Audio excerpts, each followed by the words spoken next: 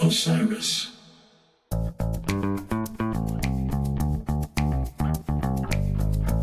Welcome to Flock Talk, the ultimate jam band community podcast where the grooves are endless and the vibes are infectious. Join the FemFlock as we dive deep into the lifestyle, culture, and community of the colorful world of jam bands, everything that makes this genre truly unique. For today's special episode, we talk with the unstoppable Natalie Brooke, an absolute powerhouse performer whose blend of funk, rock, jam, and keytar wizardry has made her one of the most exciting rising artists in the scene right now. We talk with her about her classically trained background, the therapeutic journey she took to becoming a singer, and the spontaneous decision to use a keytar in her band. What audiences can expect when Natalie takes over New York City this June, as well as the importance of representation and empowerment for women in the music industry. And be sure to stay tuned for a very special announcement to start us off. So grab your glitter, bubble wands, and best show fit and join us on Flock Talk, where the people make the scene sparkle. Hey everybody, welcome. We are so excited for this episode today. Today we are joined by Natalie Brooke, aka Noodly Brooke, but we're especially stoked because first and foremost, we are so excited to announce that Natalie Brooke and her band will be headlining our Goose MSG Night Zero. That is on June 18th in New York City. Along her, we've got some support from Sarah Ellis and crew. Take a look at our socials for ticket details. Natalie, welcome to Flock Talk. Where are you joining from us? Where are you joining us from today? Yeah, so I'm in Baltimore. I just got back to my townhome where I live, and we were just on like a 10-day run. So just got back today. Awesome. Well, welcome home. Thanks. All right, let's start at the beginning. Where did you grow up, and what was your relationship to music early on? Yeah, so I just started music lessons. I was probably like 5 or 6. My mom played piano, but nobody else in my family was really doing music. I mean, my brothers were doing it a little bit too. And I hated lessons for like ever when I was little, like a lot of people, you know. And then um, I think the biggest turning point was like in middle school, I actually stopped lessons and then I started kind of like teaching myself, which is probably where like the interest really started to peak. And then I went to a music magnet program in high school, which was awesome because then I basically like took college courses for music like in high school. We had like a really great teacher there. And then I went to school for music, graduated with my degree in jazz piano, but like was always into like metal and like going to like live concerts and stuff, and was really just kind of using school as like a place to like learn and like really shed and like really, I was always lucky to have the best private teachers. So like my classical piano teachers and then my jazz piano teacher, he was so cool, so hip, so patient. So I just feel like I loved being in the bubble of school, but I was always ready to like go out and perform live. Did you take formal singing lessons? No, I actually was pretty, I would say, pretty afraid of like using my voice for most of my life, actually. So becoming a singer has been a really therapeutic, very kind of personal, emotional, spiritual journey for me. And what I ended up doing was finding a teacher online that I really loved. And I was driving an hour to go get lessons from him. And I didn't tell anybody that I was starting voice lessons. This was probably like a little bit before COVID or something. Yeah, I'm not formally trained in singing. I just wanted to start doing it. I didn't want to be an instrumental band. And I wanted to feel better about using my voice, you know? So, Well, we're glad you did. yeah. So tell us the question that everybody's probably wondering. When did the keytar come into place? I almost like wish I had a better like origin story for it, you know, something that was like, and then this happened, and then this person, and then whatever. But really, from what I can remember, is I was just living in this really cool kind of like attic apartment space in this home with this other girl in Frederick during COVID. I think I just saw it online and I was like, I'm just gonna get that. And like that's literally it. I don't even know what really inspired me to get it. I don't know if I was like, I really want one of those. Or I think I seriously just saw it and there was nothing to do, no shows, nowhere to go. And I think I just bought it. And then it arrived at my house and I started playing along with like, I remember I was playing along to a lot of Lotus and Lettuce when I first got the keytar. So I started jamming with it right away. That's so fun. I mean, I've seen it in jam shows quite a bit. There's a couple people that use it. We know Paige from Fish uses it. Yeah. And I think of like 80s music, like Cheap Trick, I think had a guitar dude at one point, but it is a special instrument, man, and you rock it. Thanks. Yeah, I remember when I first started using it, it's funny to think back on being so nervous and just kind of being like, I guess I'll start using this now. And then like it turned into, I really started to like, I guess, find my voice on it. Does Sure. the keytar have a name? Yours? It doesn't. It does not, but people have brought that up to me before. Okay. If you have any ideas, Jess, let me know. The next couple shows I go to, I will definitely be thinking about that for sure. Yeah, just like let the ideas flow. But keytar being new for you on stage, singing new for you on stage, can you talk about like nerves and getting over that? Like I've seen you on stage. I haven't seen a Natalie Brooke show, but I've definitely like seen you perform with others. And there's an energy, there's a vibe. Nerves are not something that I would have associated with you, but Yeah. I know like not being a trained singer singing on stage, or I guess like training later in your life to sing on stage Yeah. and picking a new instrument going on stage. How did you get over that fright? Yeah, I mean, just the good old just keep doing it, keep failing, and keep falling on your face. I saw somebody say the other day on Instagram that embarrassment is just like what leads you to success. It's the price you pay for success. And I mean, I'm still embarrassing myself on stage sometimes, and then I'm like, well, I'm just going to be better next time. I remember when I started my band, I started it in the summer of 2019, so right before COVID. Getting on stage for those first couple shows, like, I feel like I knew who I wanted to be and who I could be, the energy that I could harness and like that you see now. But yeah, I was just nervous. I was just nervous to be seen and heard, I think, in my full self. And I just kept going. And also COVID was a massive shift for me because when performing was taken away, I was like, you know what? When I go back out there, I am not going to hold anything back. So COVID actually had like a pretty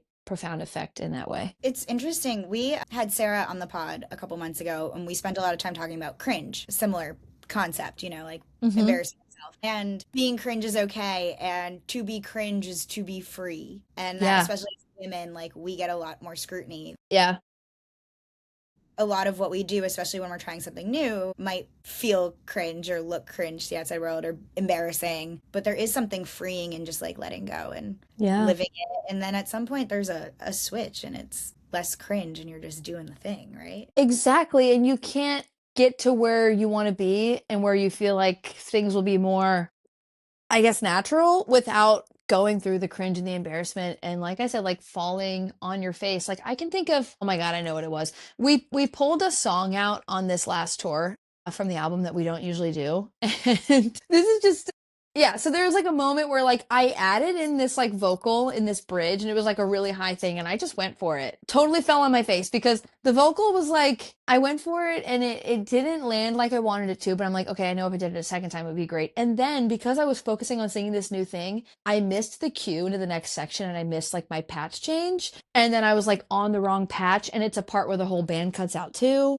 So I just like hit the keyboard kind of and then like switched my patch and then like kind of came back in, but it was a total face plant. And that was like 5 days ago. But I'm like, that's literally the stuff of like I went for something new and it's not my best moment. I would say I would put the word embarrassing on that, but I'm like, whatever, like I went for it and now I have a new thing I can lean into later. Being exploratory and taking those leaps of faith is kind of like what Yeah. keeps people captivated when they go and see music. However, Yeah. but for the people who haven't seen you live yet, what can you give us a little bit of information about your catalog, who you are on stage as a person, as a band, all the things so that we can give some context? Yeah, totally. So my band is a four-piece.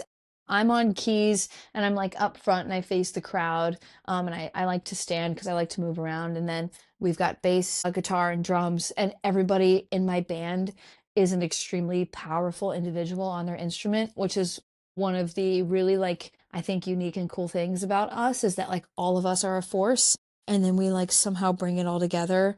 And then we lock in on like, I would say that the original catalog is very funk rock. Like it's pretty straightforward, those two things. There's like a little bit of like kind of singer-songwriter in there.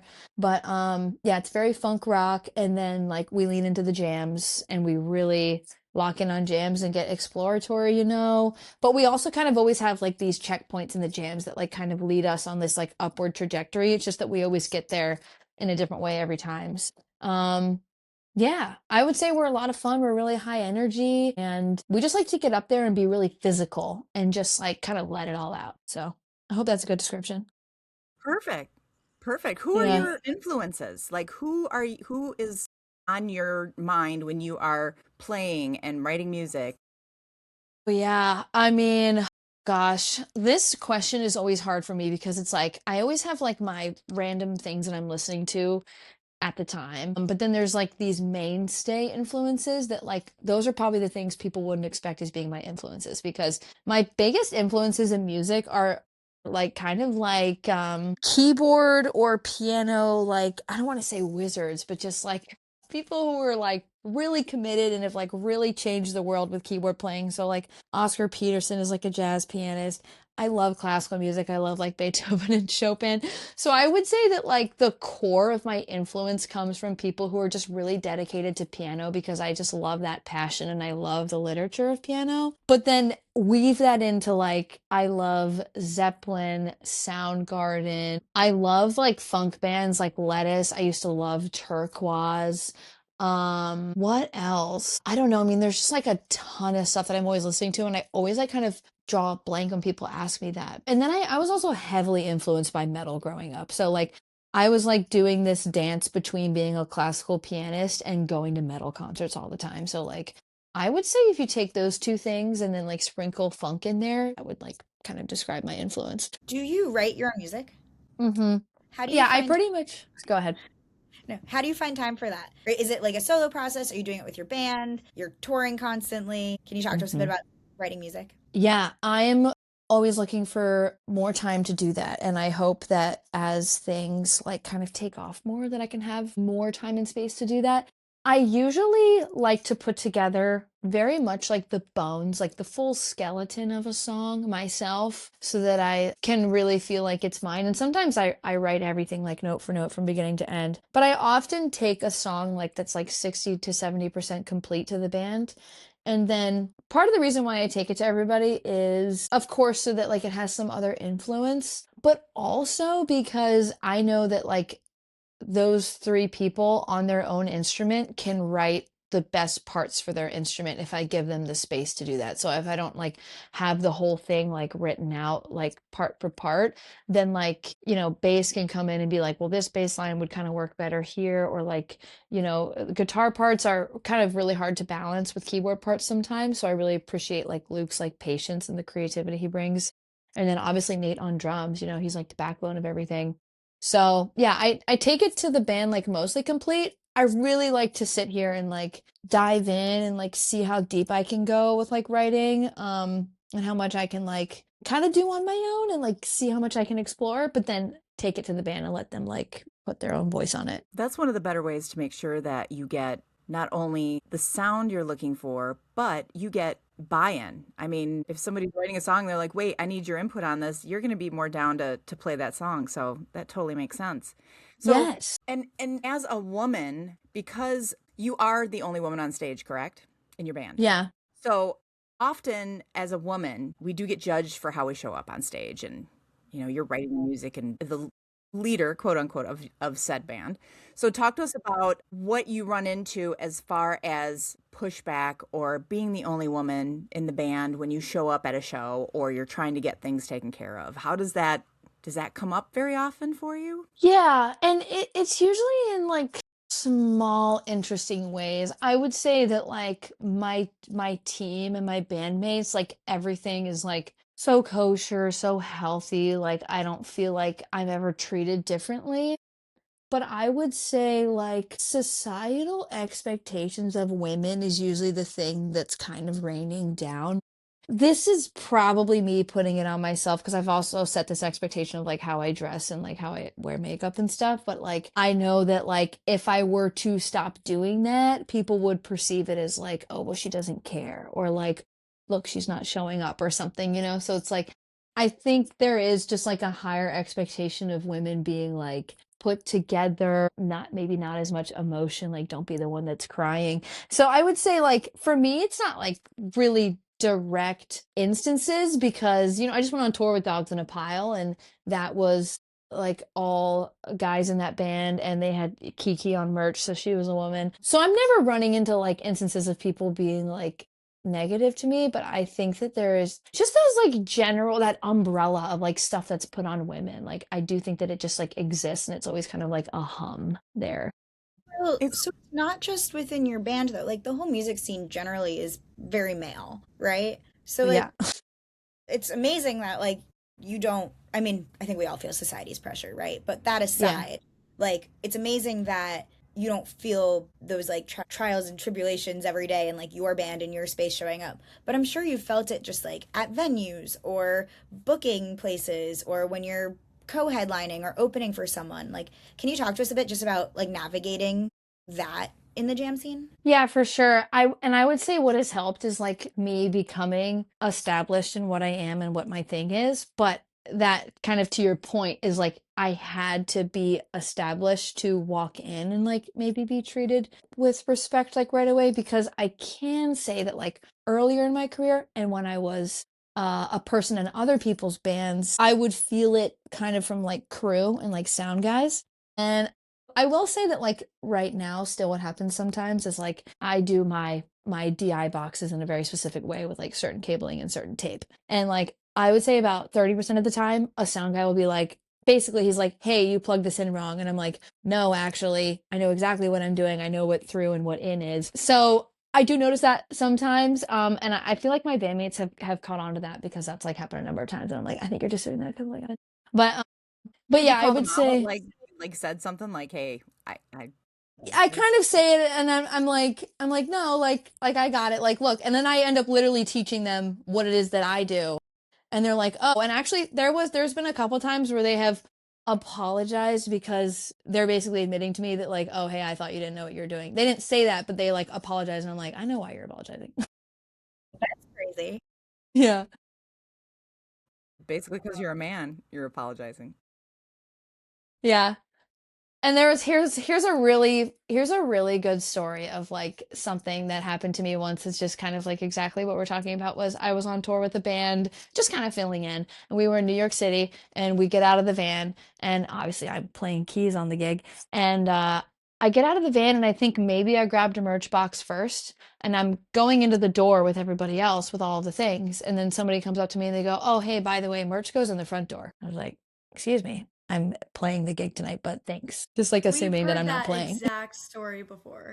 Yeah, yeah, Really? unfortunately. So you kind of touched on it, but you have a look, right? I mean, purposeful or not, showing up on stage, like we're women, we show up with our look, and you've put one together. Can you talk to us about like Natalie Brooke aesthetic? Like what are we getting with your look and your fashion and Yeah. I would say I have this like format that I'm pretty much always on, and then it's just like the pieces are changing. So like obviously I'm always wearing like fishnet tights, and I usually have on like big socks and big boots. And then I wear like short shorts and then like some kind of top. And I don't know what drove me here, but I literally think I've been wearing that like since the beginning. I mean, I can tell you I had the most random influence. This one girl, I can't remember what her name is because she doesn't show up on my feed anymore. But she was like this shredding little metal guitarist. And I started to notice years and years ago that she would wear a big graphic tee and then like fishnet tights that were ripped. And I was like, OMG, I'm going to start copying that look right now. And then I think that just kind of morphed into like exactly what I do now. So it's like I'm always just collecting pieces that are, I usually stick to black. I like a lot of black with like pops of color. Oh, yeah, a little bit of sparkle. Where do you shop? It's either thrift, Depop, or I buy a lot of stuff from Dolls Kill. So it's like really kind of those two things. Like all of my boots are like right there and in my closet, and they're like all from Dolls Kill. So it's pretty much those two things. It's just a website that I love to stick to. And then, yeah, the rest is thrifting. I'm looking now. It's pretty much a very accurate answer.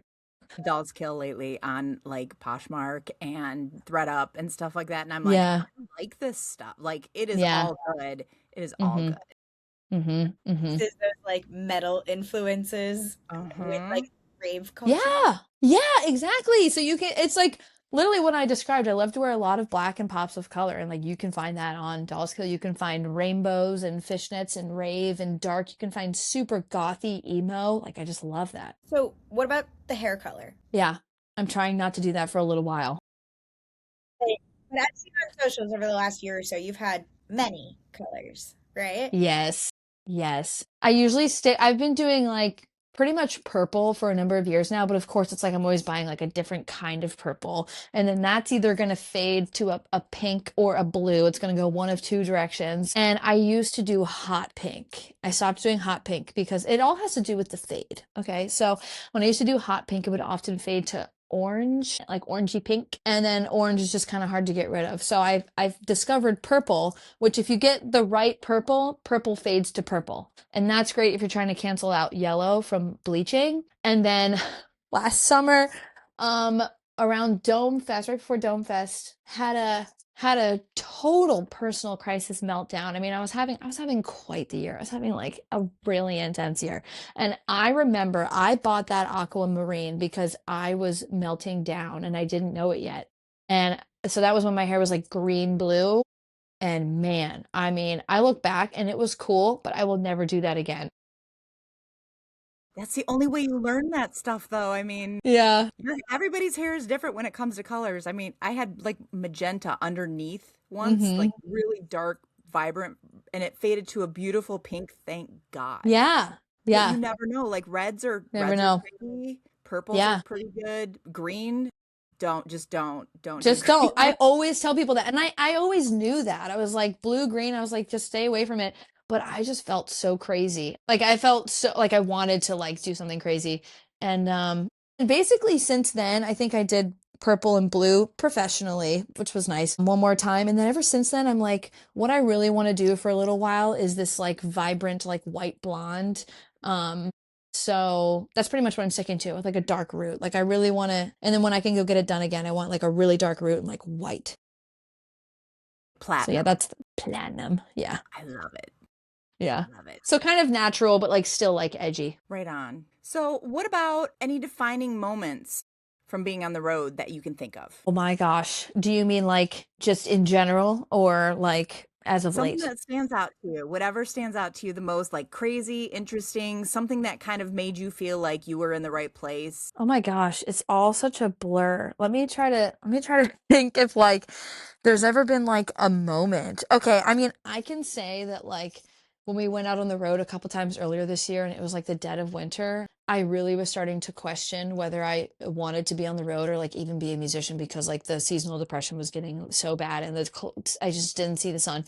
And then this past run with Dogs in a Pile, it's been going on for like a couple weeks. We came home like once or twice. The sun has been out and we were like in the Carolinas and like up and down the East Coast and we are just driving through like green fields and all the shows were really good and the camaraderie was like at an all-time high. I mean, we're always getting along really well on the road, but it was just great. And I think honestly, just like a long, beautiful drive, listening to music, knowing that you're heading to a show.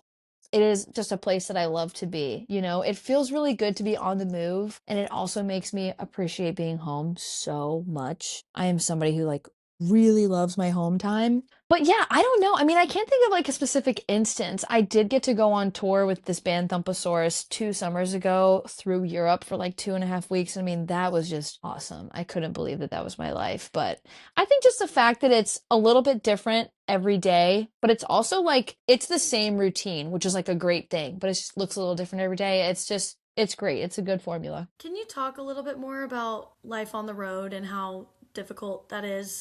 Because a lot of Yeah. people, when they see you in concert, they're like, oh my gosh, they have such high expectations. Like, this is what you're paid to do. You're paid to play music.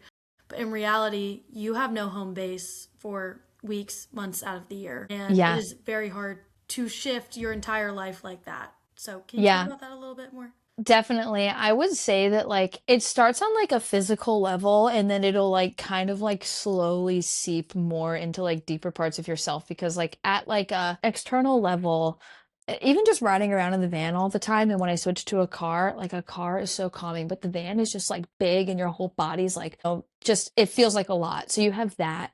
And then like you really do lose a lot of sleep because you're always getting to where you're sleeping at like 2-ish And then like depending on when you gotta like get up and go, like you might have to get up at like 8. Adjusting to a new place to sleep every night is something that I don't think we realize kind of like has an effect on us like physiologically. And then on top of that, you do miss out on seeing family and friends a lot. And I would say that one thing that has been a really big struggle for me in the last year plus as we started to tour more is it has strained a lot of relationships at home because it, as you said, it looks like it is amazing, but it just looks like absolute fantastical, amazing, awesome. And then like, but it's also very physically taxing and you come home and you really need to unwind. And it can just be hard to explain the entire process to people. And it's just a lot. Who is your support system at home? Do you have one? Yes, actually, as soon as I got home today, I hung out with one of my best friends, Mandy. And she's just like that girl that I can like absolutely goof off with. So I would say just like the girlfriends that you can come home and you can be yourself with. You can like be tired, you can cry, you can vent your frustrations. Cause like I did cry. We were like just driving to where we were going. I was like, I think I need to cry. So that, and then like my mom and I are really close. My family and I are close. They only live an hour away. So yeah, I come home and I feel like I get to really lean on some great people. That's really important. Yeah, it is. It's everything. So solitary, like even though you're surrounded by people all the time, but you're on stage, like it's your experience. It's hard to explain it to people. Are there any Yeah. venues that feel like home to you? Yeah, like the 8x10 in Baltimore that is hopefully not closing permanently. Hopefully somebody buys it, but like that is the home of Baltimore, if not like further beyond that. Everybody from Fish to Red Hot Chili Peppers has performed at the 8x10, so yeah. And also, you know what? Little small places, like we have this little bar called Cat's Eye Pub in Baltimore that's like always free. It's like not a ticketed thing. The stage is teeny tiny. But whenever you go there, oh my God, like your friends are there. Everybody's just like, you know, you don't dress up when you go to Cat's Eye. You can just like come as you are. And people just play songs. They invite you up. You know, it's like that is another like really good home feeling spot. So you have mentioned how your band jams on stage. Mhm. You've been on these lineups with a lot of jam bands. You're touring with jam bands, but it didn't sound like jam was one of your early influences. Can you talk about your relationship to the jam scene and like, Yeah. are you a jam fan? Like, Yeah, absolutely. Yeah, I sometimes do describe us as funk rock jam. I think that I just, as like the person who's like writing the songs, I feel like I'm not writing my songs from an influence of like jam bands, like the classic ones, who I do love. You know, like I love Dead, I love Fish, and a lot of bands that are around right now. But yeah, so I didn't discover jam music. Like, I didn't even know what this was until I joined a band right out of college and then we just like hit the road in the jam scene. I would say that's really how I got here. I don't know where I would be if I hadn't joined that band that was in the jam scene. It's no longer. It broke up like 10 different times. But I think that that was like my introduction to going to festivals, going to venues and seeing the kind of crowd that the jam scene brings, which like I love and adore what everything that it stands for. So yeah, I think that that's kind of like how I found my way in here. And then the band that I was in, it was a pretty kind of like to the book jam band, I think. And then I just kind of like took my influence, started writing my songs, but like I love to improvise. I would never want to be in a band where it's the same every night, you know? So yeah, and I love freaking being in a crowd where for bands that are jamming and like getting down and like hearing a jam go on for 12 minutes. Like I'm so about it. obviously we're here for the jam scene and like we found you through the jam scene, which doesn't really feel like a linear path for you, but you know, I don't think it was a linear path for like Leighton or Nikki or myself getting here Yeah. either. So it kind of feels appropriate. But one of the things that we love about the jam scene is the community. And that's why we have our Night Zero event coming up. All these awesome things. That's why the FemFlock exists, is because of this community that was born out of jam and the music that brought us together. So we are so excited to have you headlining for us for our first ever MSG Night Zero. This year, the FemFlock is not only doing our fourth year of Goose Night Zero. Wow, that's crazy. But we are also doing MSG Night Zero and Red Rocks Night Zero. I'm not sure if that would have been announced by now, but if not, you're welcome, everyone. We are doing a Red Rocks Night Zero. So Definitely come hang out with us in Colorado. But when we were thinking about who do we want to play for Night Zero for this upcoming one in New York City, we've been talking a lot about having women. You know, there's a lot of men in the jam scene. We've had a lot of men headline, but we figured this was like a perfect time, especially because it's Pride Month as well. Yeah. So excited to have your band headline and then have Sarah Laws, and she's doing a super jam to open for you guys. And I know you guys have played together before. Yes. Times by the time this episode airs, which is so exciting. I'm really excited to see all the collabs and what happens. It's gonna be so magical. Yeah, it is. I love Sarah. I feel like she's one of those girls where like online you become besties like just in the comment section and then in the DMs. And then like finally we got to play together and it was immediate. I was like I felt like the night I met her, I was like, I already feel like we've been besties for like 5 years. Like it's great. So can you actually talk a bit about that all women super jam you guys did? I know that's when I Yeah. met you. It was a huge night. Um, could you talk about how that came together? Sarah and I have been looking for something to play together on for years. Like I said, we've just been DMing on Instagram every once in a while for a long time.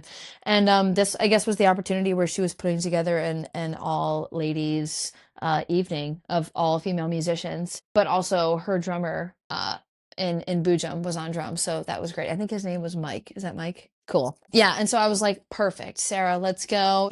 We sent out just like a couple songs, and everybody that she had on there was such a heavy hitter, and she pulled people from a lot of different corners of the musical world, which was so cool. So I just feel like putting us all on stage with no rehearsal, it was just really cool and really fun. And Sarah's energy is she has a magnetic pull that's like really strong but so calm. And it's just like the perfect thing for the person in the middle of the stage. Yeah, it was really special. The minute you guys came out, I think you started with Higher Ground Hmm. and like tears, full Yeah. chills. I don't know the last time I went and saw, well, never a jam show, but like a show with only women on stage. Mike doesn't count. Mike is an ally. We love him. Yeah, yeah. If you're a drummer in New York City who's a woman, hit us up. Hmm. Yeah. Everyone else, like seeing, was it you, Katie, Sarah, Yafa, Alexis? I'm sure there were more there. That it Yeah. was just so special.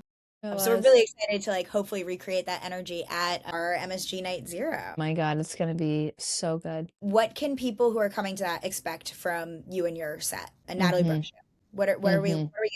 We're definitely gonna get some long jams. We're gonna get some good improv. We're gonna get some Sarah Eli's sit-in energy.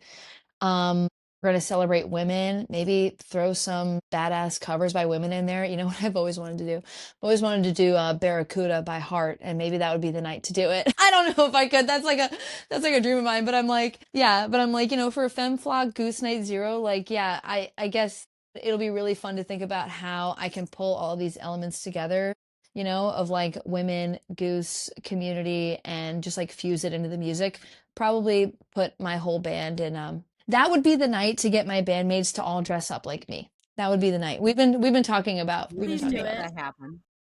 We were just saying like That's just something that we've played around with. So literally no promises. This is kind of just like a joke, but we've always talked about putting them in like we were fishnets and just booty talking shorts. like the entire femme flock might show up in wigs. Like we're not sure. You don't know what you're gonna get that Yeah, night. We yeah. encourage Happy anyone to to help decorate some men if you need us to. Mm-hmm.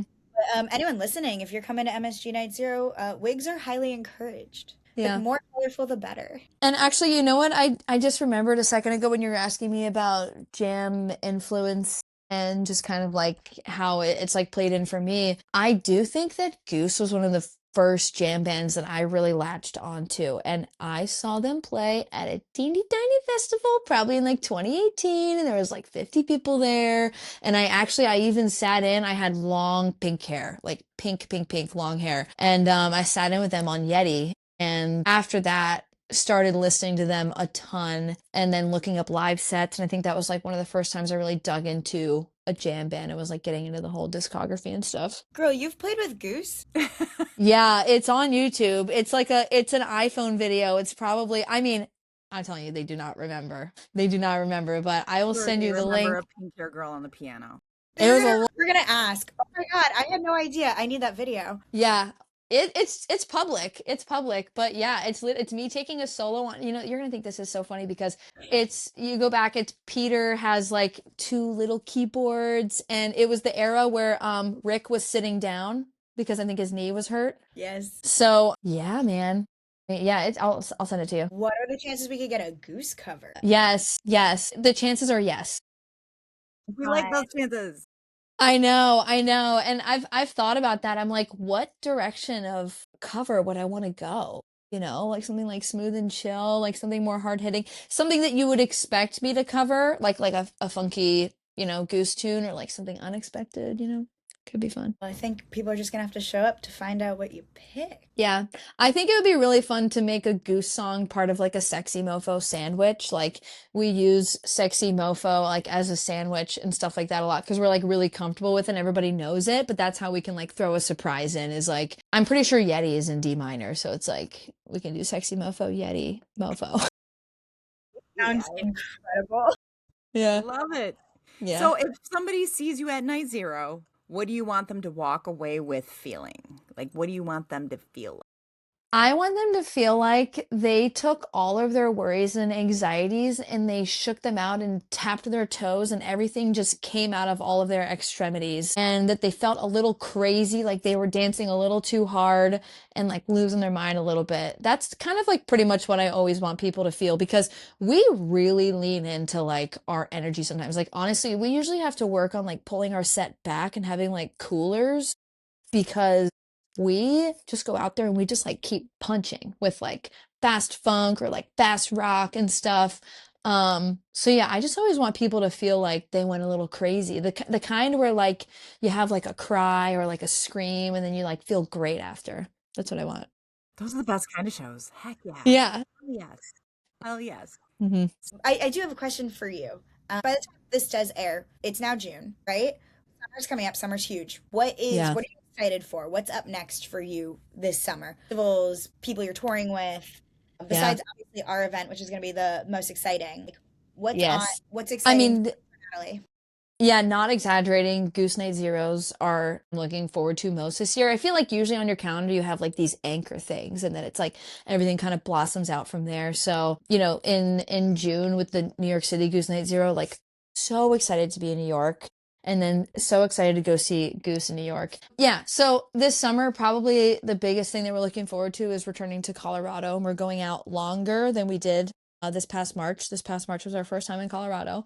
And we did survive. Our van almost didn't make it back home, but it did. And so we're going out longer and we're going to be hitting 2 festivals while we're out there, Rhythms on the Rio and Beanstalk. And that's a part of the country that I obviously have not seen as much as when I went to go drive through it. Not only are we hitting Colorado and playing a bunch of cool shows, I am really excited for those festivals and just like being on the road. I think we have another big Carolinas tour in July as well. So I'm not going to be home very much in July and August. I'm just going to be on the road. So we're excited. That's going to be hot. Yeah. We just need the AC to work in the van. Do you have AC in the van?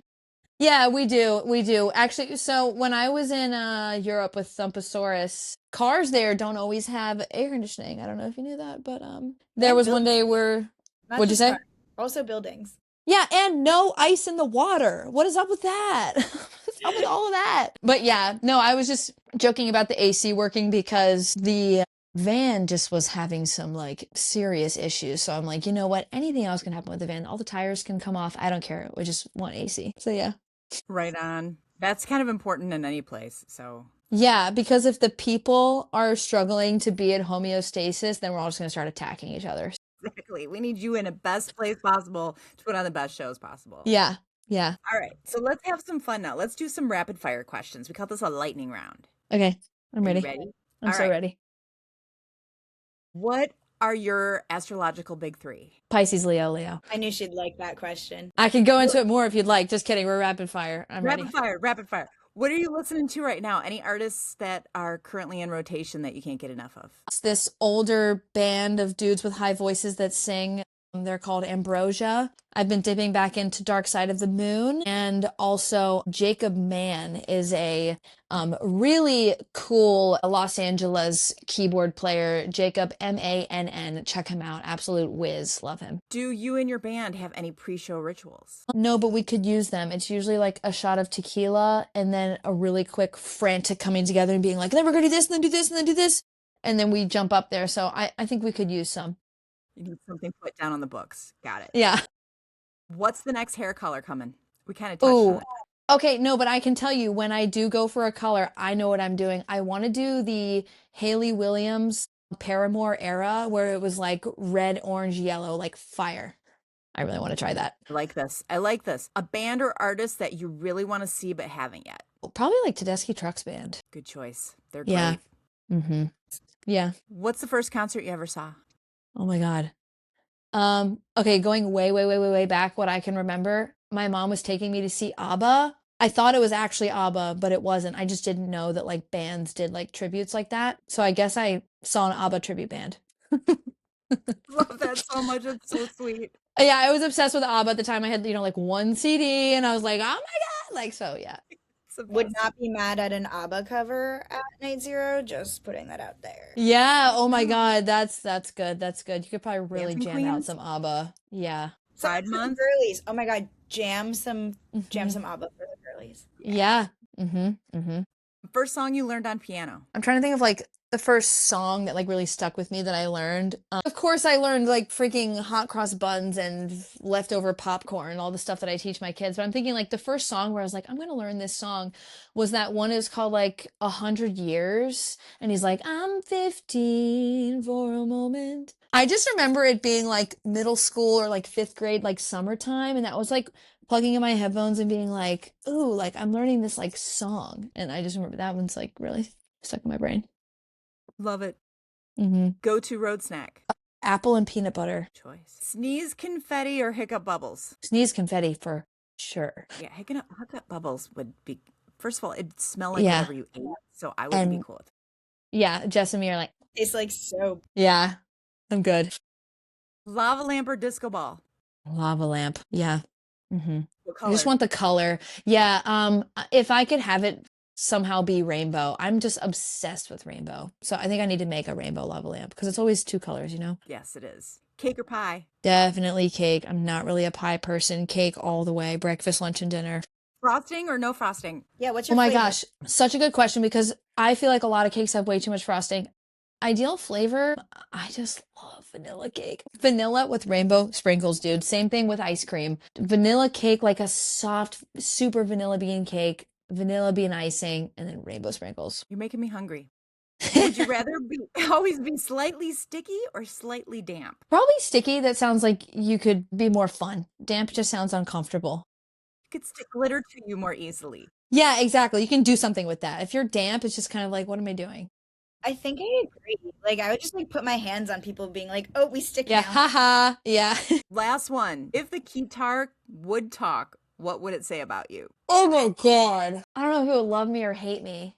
I think, oh my God, what would it say? What would it say? I think it would probably tell me to get my shit together and stop like dropping it and forgetting to change my batteries and maybe clean it. But it would be like, girl, you're my main, you're my main chick. Like, I love you, but like, can we work on some things? Something like that.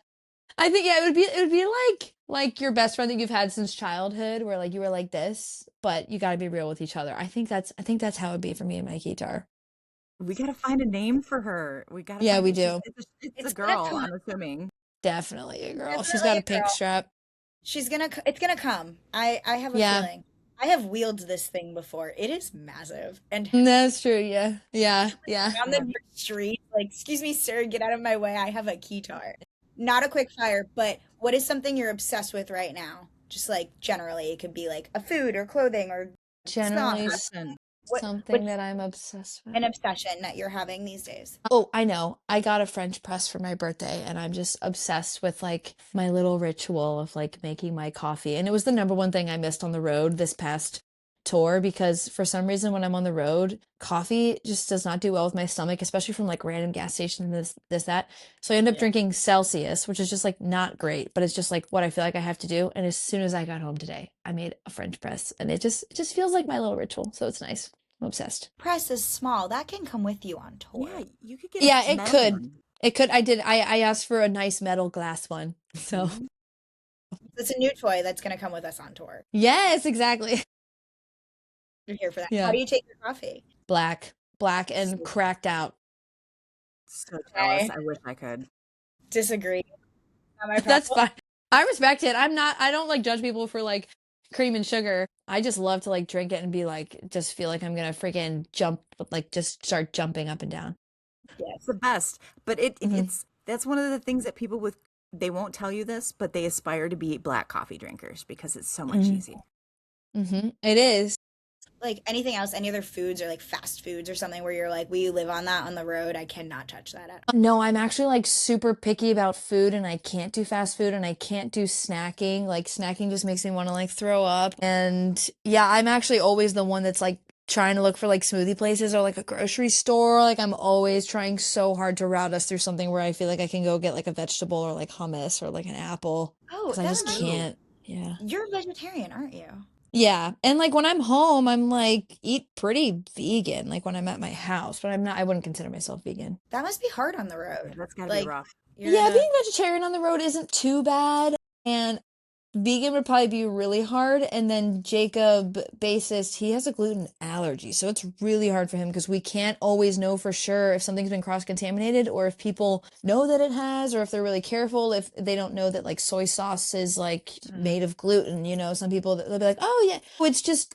You know, it's just been in the same fryer as like a biscuit, and biscuits don't go in the fryer, but like, you know what I mean? And we're just like, no, like, so yeah, that's kind of tough for him. yeah, I can imagine. It just eating on the road feels like a hard Yeah. thing. I find it hard when we're going on tour of like just fitting in meals and like we're not performing. Yeah. That's why I said when earlier when you asked Leighton about just like being on the road and like what it feels like is just that like it changes so much for your body. So just like you're eating at different times. Your body knows that you're traveling. Your body knows that it's like eating from different sources. And then you have that and then like your mood is really affected by all the communication that we're all doing when we're on the road and we're running events and stuff. And then it's just like the whole thing just throws kind of everything off balance. So it's hard to stay balanced. Are you more of an introvert or an extrovert? Because I feel like those both take like it's hard to be either one on tour, right?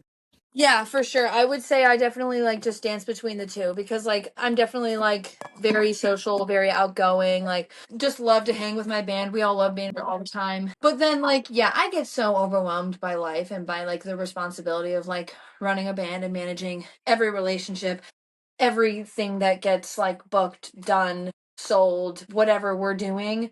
That we all just need our time to like kind of like unplug. So one thing I've been trying to do um is just read more. Like I've been a terrible reader my whole life and like that's just kind of been my thing where I'm just like if I feel overwhelmed, I'm like I can just go read. So I would just say I'm a little bit of both. What are you reading right now? I have it right here. I'm reading The Music and the Life of Beethoven and she is thick and she is like I gotta read slow. It's like a lot of information, but the idea behind me reading that book because I just did like Into the Wild and Into Thin Air and those were like really quick and really easy, but basically through reading this I'm kind of trying to just remind myself and kind of like seep myself into like reading about people who were just so focused on their craft and just wrote so much music and were just so fixated on it. And I kind of just want to like I feel like I had the space to do that a lot when I was in college. I just got to practice hours and hours and hours every day and just be alone in a practice room and just do that.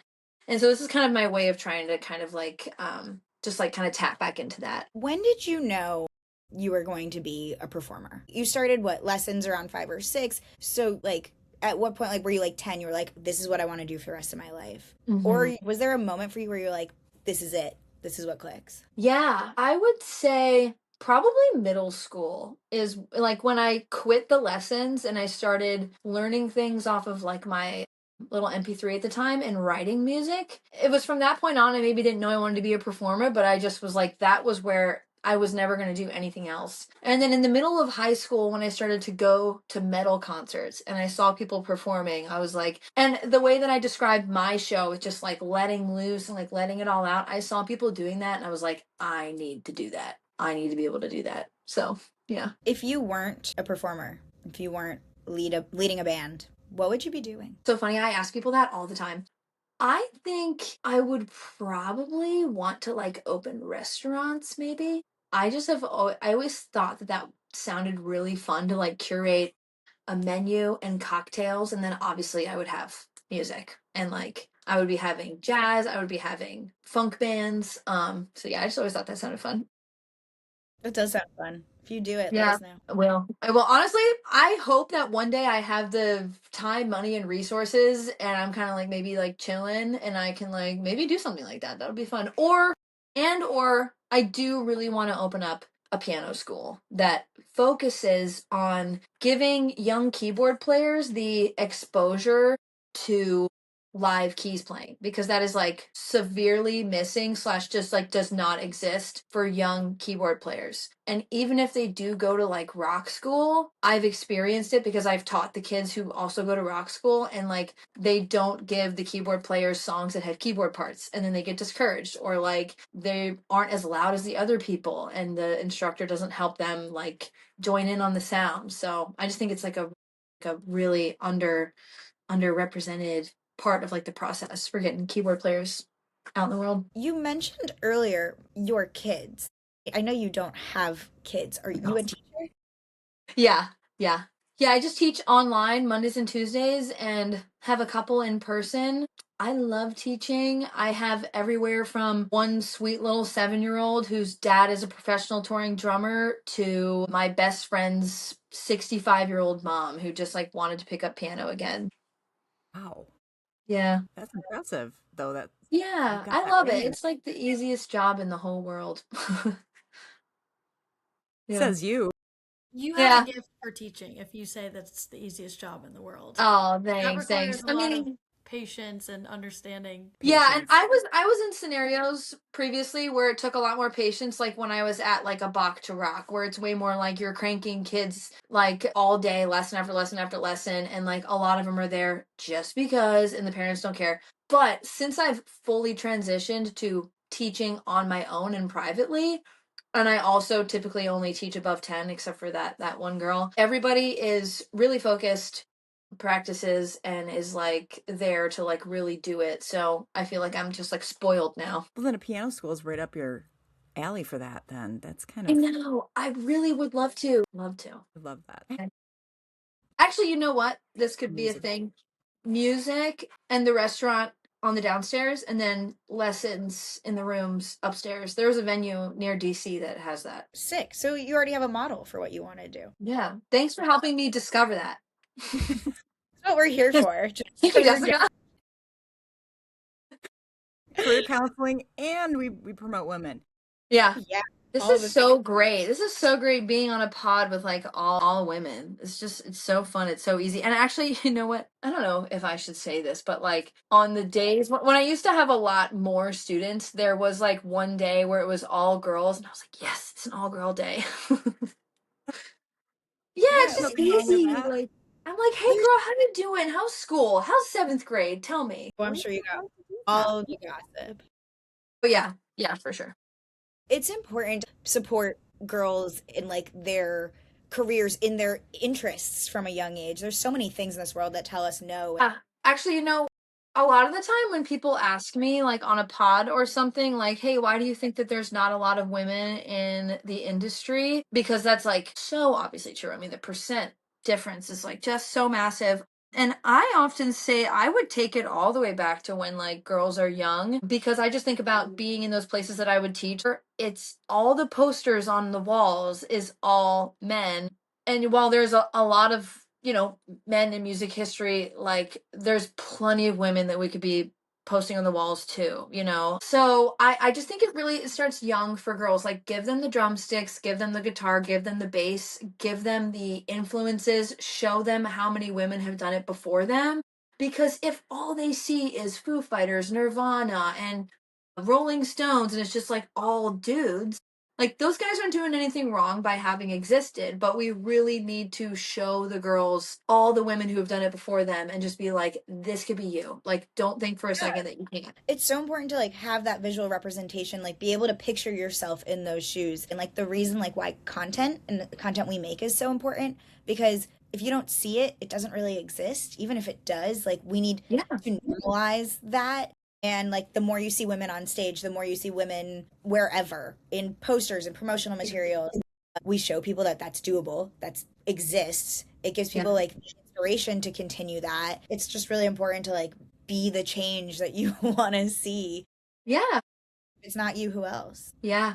And a lot of people actually come up to me, and more often than not, they tell me that they have a daughter who's like looked at my Instagram or like wants to come to a show. And I guess I'm lucky enough to have worked with kids for so long at this point that I always am like so excited to talk to them if I can, and like just say what's up, and like not even just like, oh, can we have a picture? And I'm like, sure, but also like I'll just talk to them and just be like, hey, like what music do you love? And just like kind of get them to feel like it's so normal to like be a girl and be around music and like talk about music. So Fucking beautiful. It's fucking beautiful. So we at the Femme Flock are all about celebrating and inspiring and influential women. So tell us about a woman who inspired you. I can tell you my number one musical influence of all time, which is funny that I didn't mention her earlier because I'm not spinning her stuff as often, but she is absolutely my number one. And her name is Esperanza Spalding. Have you guys heard of her?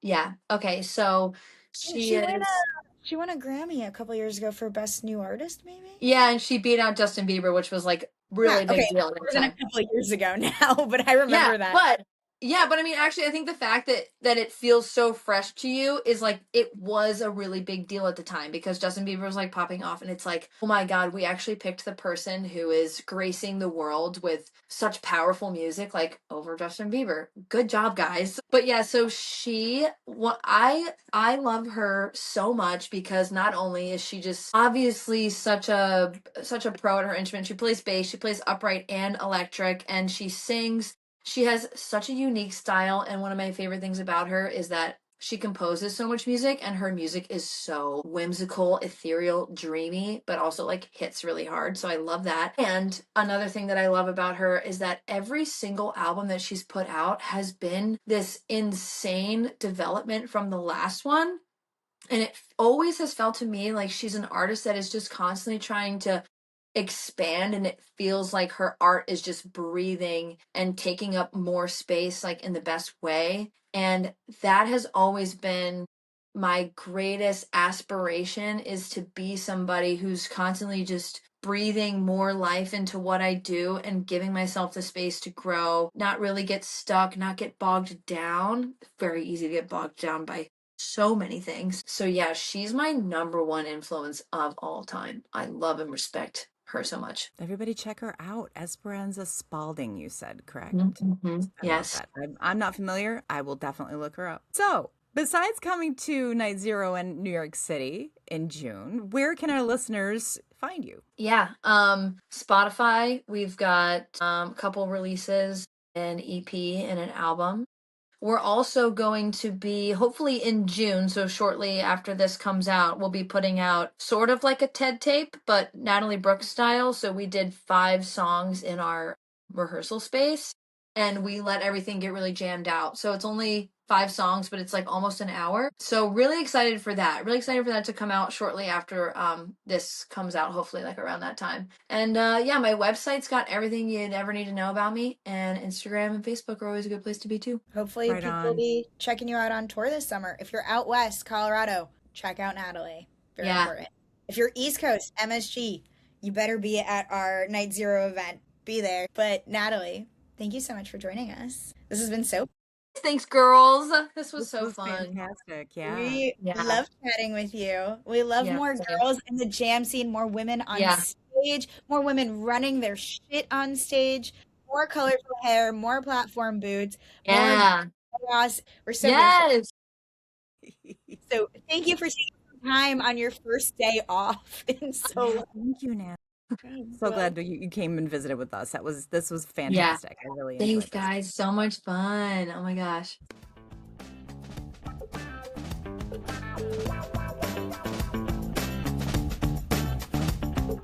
This pod is made by women for everyone. We wouldn't be here without you, and we want to hear from you. Follow along on our website, thefemmeflock.com, and join the community on all social platforms, which you can find linked in the show notes. Tag us in your show fits, dance moments, and community happenings. We want to see it all. Thanks for listening. Talk to y'all soon, and flock on.